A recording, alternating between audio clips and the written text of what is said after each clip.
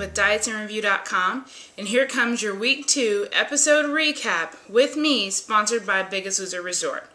So here we are in episode 2. It's season 10, and I know I've been getting a lot of comments saying, get them to the ranch already, get those workouts. I want to see Bob and Jillian killing them in the gym. Well, guess what? This week delivered. You got 2 hardcore workouts in the gym with Bob and Jill, beating the blood, sweat, snot, puke, and everything else out of them. You really saw Bob and Jill getting into the heads of some of the contestants, and as I know, a lot of people think they just want to see the workouts, but really, that's what really makes or break your success in losing the weight, is getting to the root of that emotional weight and what's going on inside. That's what's going to help you lose the weight overall. There was also the big surprise this week that Bob and Jillian each got to pick a contestant that didn't make it through the challenges that's going to come back on the show, and they got to be the yellow team, and I was so excited to see Aaron and Elizabeth picked. I really think the 2 of them could really use the ranch, and I really think that America could really use to watch their journey. I thought that was an amazing, amazing thing to see, so I was excited about that. The other thing that was a huge twist in this week's episode, they had a midweek weigh-in. I mean, it came out of nowhere. You pretty much know when Allie shows up that something is up, whether it's a challenge or something, but to have a midweek weigh-in, no one is expecting that whatsoever.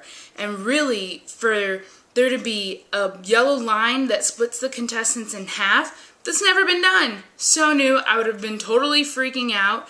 And the reality is I think it's actually a pretty cool thing to kind of split it up half and half, your top 8 and your top bottom, and then to have the bottom 8 compete for those bottom 2 spots. I mean, I really thought that was actually one of the most creative things they could have done with the yellow line. It's much better than the red line we had our season.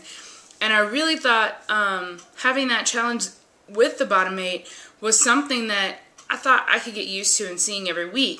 And then also, I kind of see it as a disadvantage for the top 8 though, because usually on a day like a challenge, we have so much production going on and travel and all this other stuff. The only workout you get is the actual challenge itself. So for the top 8 to just be sitting by the wayside waiting to vote, they probably missed a whole day of workouts, which is actually like a little disadvantage to them when you really, really think about it.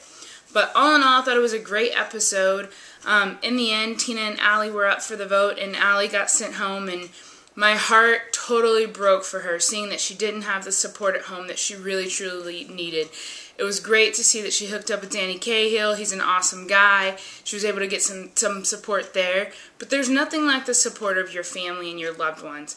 I know for me, I still struggle with that, knowing that, you know, some people in my immediate family haven't made those changes.